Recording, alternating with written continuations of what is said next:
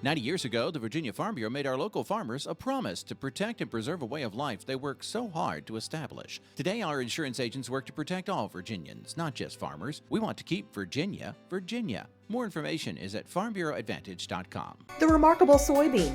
From its oil, we get products like ink, candles, and paint. From its meal, we get a high-protein fiber used in foods and animal feeds. Natural soy is replacing chemicals and products you use every day. You can learn more about soybeans at vasoybean.com.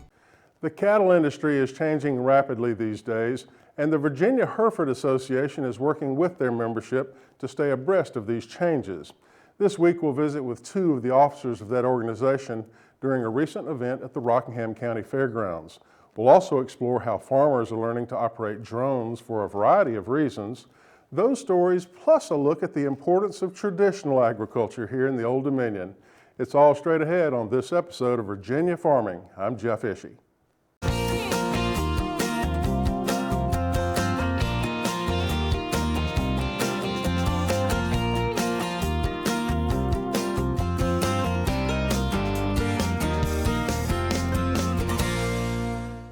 Traditional agriculture has been vital to Virginia since it began in 1614. Today, farmers continue to build their businesses from the traditions of their forefathers, as we learn in this special report from Virginia Farm Bureau. Virginia farm products are recognized for their quality around the world, and farming is big business in the Old Dominion. It is the main thrust of agriculture in Virginia. It's why Virginia is known as an agriculture capital.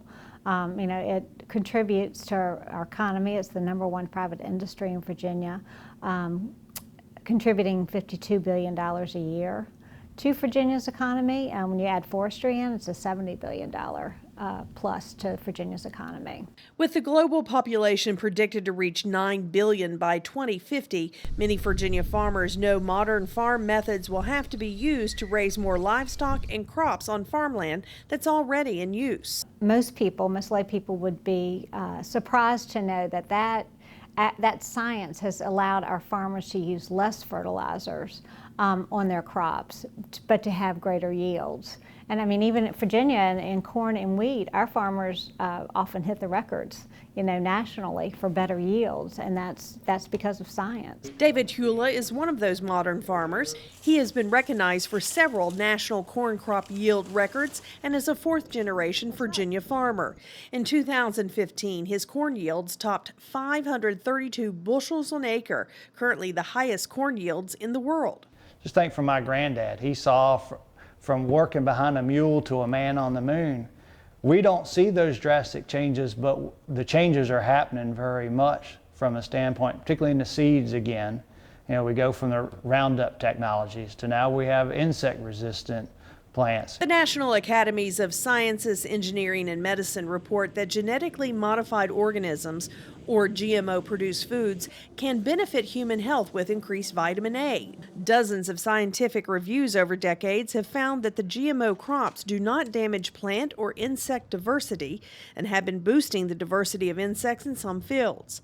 Meanwhile, indoor animal handling systems allow livestock producers to raise healthier animals with fewer resources, with the added benefit of holding down cost. That means Virginia's modern agriculture is helping feed people here and worldwide. $3.19 billion worth of exports going out of Virginia. They're selling soybeans, they're selling grains, they're selling animal products, poultry, and in some cases cattle and calves outside of Virginia. So not only is traditional agriculture important to Virginians and to the United States, it's important in the world economy as well. While there are 139 certified organic farms in Virginia, the great majority of farmers are traditional growers like Chula, and most traditional producers are family farmers. In Virginia, there are nearly 46,000 farms, and almost 90% of those are owned and operated by individuals or families. It takes dedication, experience, and deep roots in farming to succeed at such a high-risk career. I'm the third generation here on this farm, fourth generation in Virginia. The fifth generation works with us. I was blessed to work with my granddad. My dad's retired, but he's still around. I have two brothers that I work with and a son now. So, that's exciting. It's been said that by 2050, our population is going to be, I think the last figure was 9.6 billion people. And so we're going to have to continue to find ways to more efficiently grow products. And I think Virginia is going to be a big part of that so that we can feed the world population. I think traditional agriculture will continue to be important and become more important. The good news is traditional farmers have met the challenge before and will again. In the 1960s, one American farmer supplied food for 26 people in the U.S. and abroad. Today, a traditional production farmer supplies food for 155 people in the U.S. and abroad. Thank you, Sherry, for that report. Farmers are using unmanned aerial vehicles or drones for a variety of purposes on farms these days. To assist in learning that new technology, Piedmont, Virginia Community College is now offering a drone certification class for farmers. The college is located in Charlottesville. It was the very first in the nation to receive approval from the FAA to conduct research and development of drones used for public safety. Now it's extending that training and certification opportunity to farmers. Officials say students who take the course will learn how to fly drones, collect data, and integrate that data into their farming operations. Well, the Virginia Hereford Association is using several different programs to keep cattlemen informed and young people involved in the cattle industry. We recently had the opportunity to sit down and talk with two of the officers of that organization. That conversation is coming up next during Ag Insights.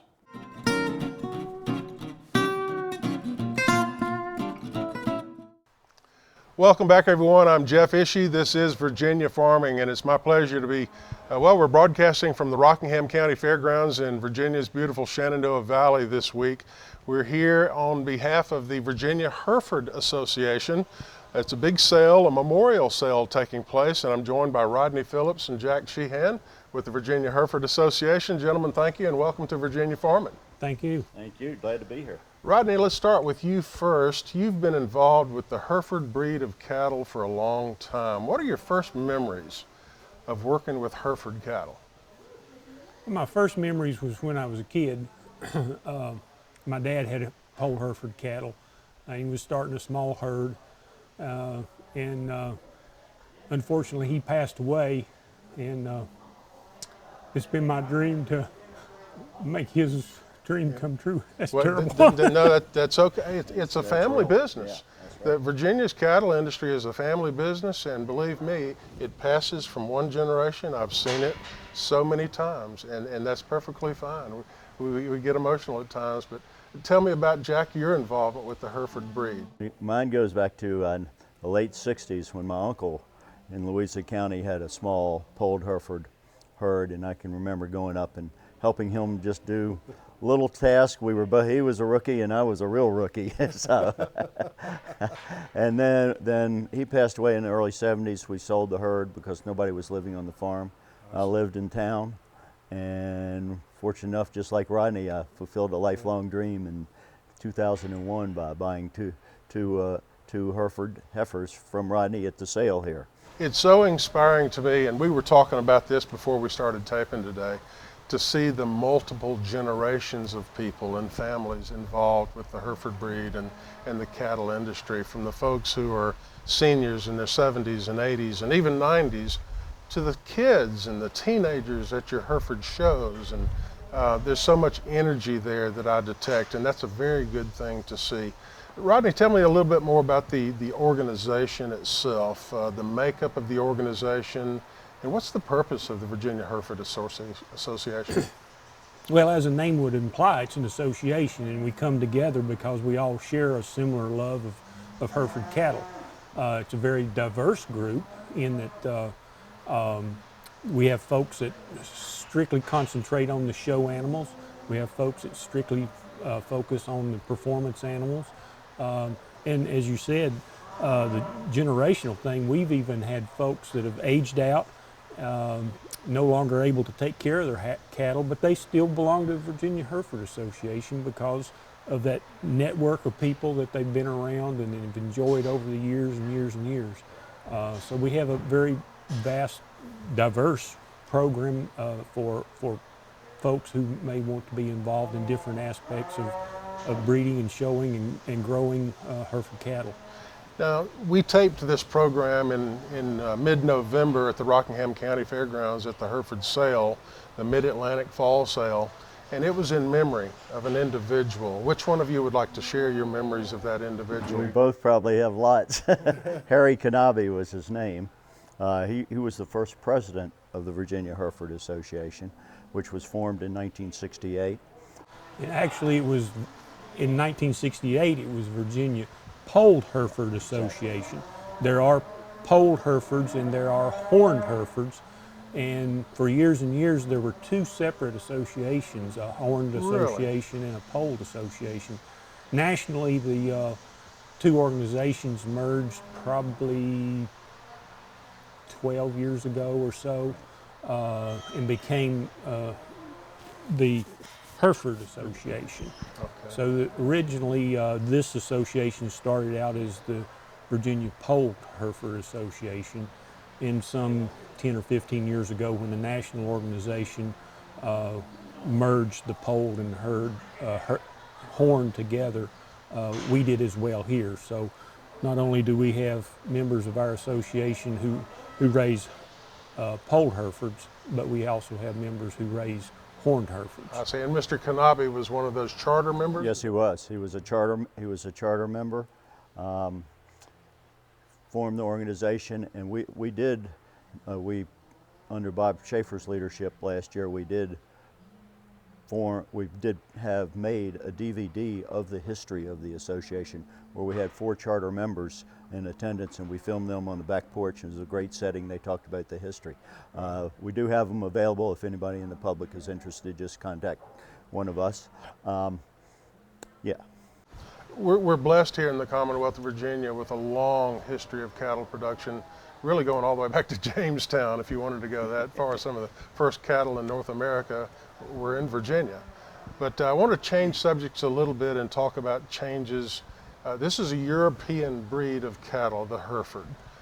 What changes, British breed, what changes, Rodney, have you seen in the animal itself through the improvements in genetics? I understand you've got a bull development program, and tell me about that.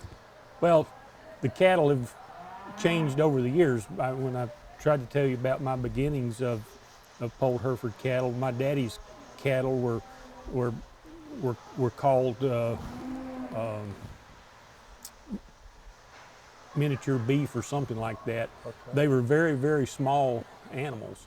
If you look at old pictures, you know, the mature cattle were, 44, 45 inches tall. And so they've changed over the years. There was a period of time where with the show circuits, they wanted tall cattle, and our cattle herds tended to get very, very tall. So we've moderated back now to a medium frame type cattle, a very breeding in efficiencies.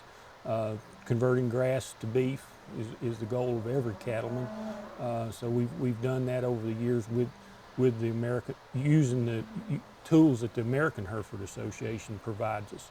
The American Hereford Association has a program called Total Herd Reporting, wherein if you're a participant in that program, you're to report all your birth weights, all your weaning weights, and all your yearling weights of animals that you retain.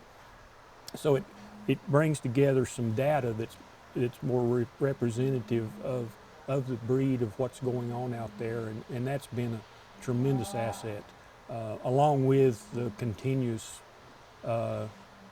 use of AI, artificial insemination, using bulls that are out there in the marketplace that neither one of us could afford to go out and buy, but we can access that genetic base by use of artificial insemination. Jack, let me ask you about the cattle markets that we've seen over the past several years. As I said, we're taping this in mid-November 2016.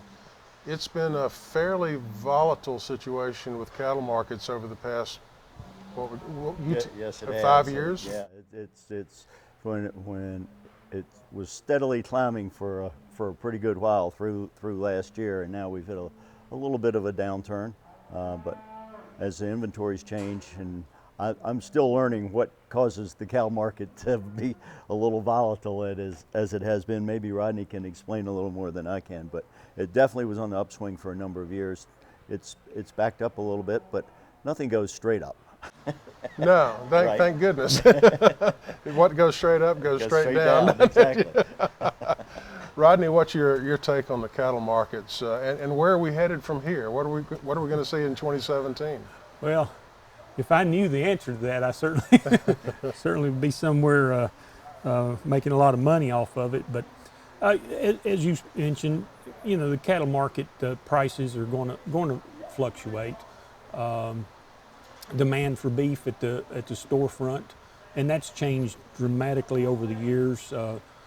The American Hereford Association has introduced a certified Hereford beef program, wherein to identify Herefords in the food chain, and that seems to be a trend in our food business everywhere. People want to know where their food comes from. People want to know where their food comes from, and we've tried to identify that market as using the certified Hereford beef program. We have that product out on the marketplace. In fact, we have it here in Virginia now in restaurants, and there's two grocery store outlets that distribute the certified Hereford beef. Let me change the subject a little bit and talk about the youth arm of your organization, the Virginia Hereford Association. You have a lot of young people that are involved. Tell me about that. Yeah, yes, we do. We have probably about 40 active youth members on the roll. They're very involved. They participated in the Beef Expo in the spring. Then also at the State Fair this year, the Herefords were very well represented. And then just October 15th and 16th here at the Rockingham County Fairgrounds, the Virginia Hereford Association sponsored the 10th annual Mid-Atlantic Fall Roundup. And because it was the 10th annual, we decided that maybe we should do something a little different. We expanded it to a 2-day show. On Saturday, we had the Junior Hereford show in the morning. In the afternoon, it was a Hereford open show for any age could participate and exhibit. And then the next day, on Sunday, it was a jackpot show for all breeds. And it was very well attended. We probably had 40 participants or so on the Hereford day, each show, and then about 125 participants in one of the shows in the jackpot day. Rodney, tell me what are your feelings when you see that younger generation not only participating, but excited about cattle production and exhibiting their cows? Very excited about the youth that are involved in agriculture. I think that I haven't checked lately, but I think the trend in our ag colleges is the number of students is growing. So there's a tremendous opportunity out there. If you go back and look, a lot of folks in agriculture came into agriculture, whether it's production end or ag-related support industries, after World War II, when all the young men from the countryside came home, got a college degree. Those guys have retired, of course, and now I would be that second generation. Now I'm retired, so it's great to see that next group of folks coming through, and for an opportunity for young people to be involved in agriculture. The door's wide open. The thing I observed back in mid-October at our show was the 6 and 7-year-old kids bringing in cows that outweighed them tenfold into the ring and controlling them. It was fascinating to watch. Absolutely. And I will, as the treasurer of the association, I would like to share with our audience that this year the Virginia Hereford Association donated in various methods about $4,500 to support the youth of our organization. Thank you very much. That is just, it's so impressive that we have an organization such as yours, the Virginia Hereford Association, that is involved in our cattle industry, involved in agriculture, and especially you're excited about the next generation Very much in so. agriculture. Our time is up on the show today, but if people wanted to get more information, I know there's a website, which we'll have that on the screen so our viewers at home can see the web address and learn more about the Virginia Hereford Association. Thank you so much for being on our program, gentlemen. It's been Jeff, thank you. It's been a real pleasure. Thank you, sir. All right. Mark Viette joins us now and explains how to create a swag with junipers or firs. Get ready to learn how as we go in the garden.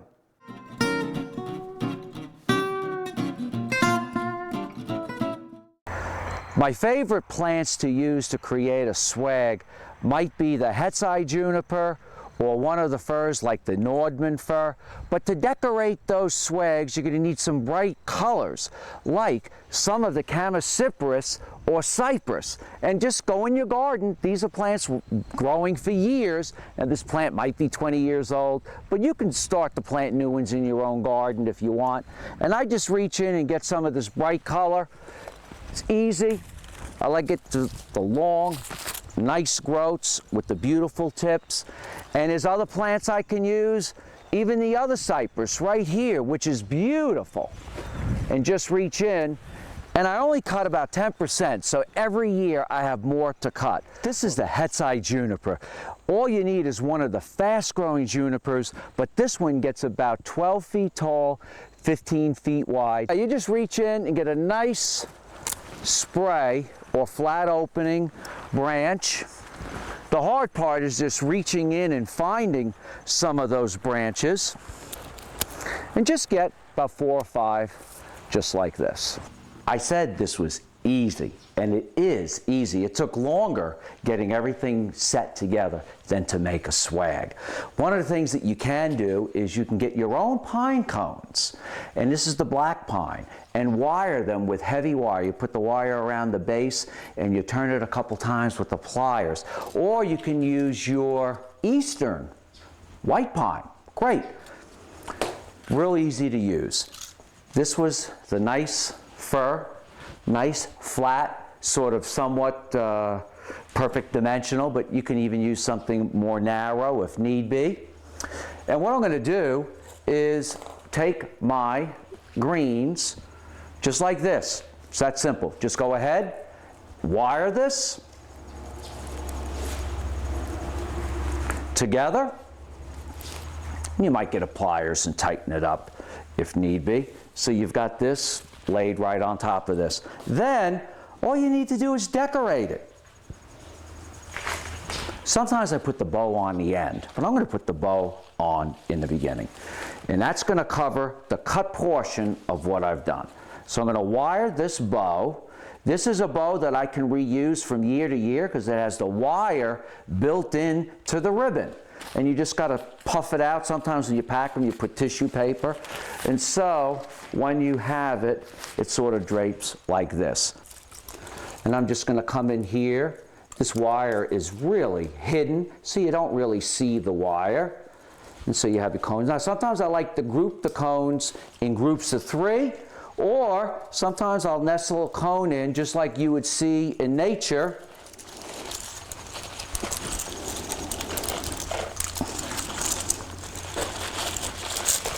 And the cone can be positioned. And I'm going to make this one maybe a little more symmetrical. You don't have to be symmetrical on your decorations. You can use different things. But I want to brighten this up just a little. So you can get these balls. Again, I like to use them in groups of 3. And I'm going to build them into this right near the top. And then you've got something like this that you can hang on a front door. These are also great to hang in windows. Now, what I will do, right before I possibly put the bow on, I will go ahead and use a product, something like Wilt Stop. This is a spray that preserves the needles, and it allows them to stay about 3 times longer than normal. So it can last or make a swag like this last for 6 weeks. So you do want to spray or dip it in a product that preserves the foliage. It's that simple. You can do it with your junipers, you can do it with other types of plant material in your own garden, and it's that easy. I'm Mark Viette. Join me next time in the garden. Our Pearl of Wisdom this week comes from viewer Betsy G. in Richmond, Virginia, who says, birthdays are good for you. The more you have, the longer you live. Thank you, Betsy, for that Pearl of Wisdom. That does it for our show this week. Have a great week, everyone. I'm Jeff Ishii for Virginia Farming.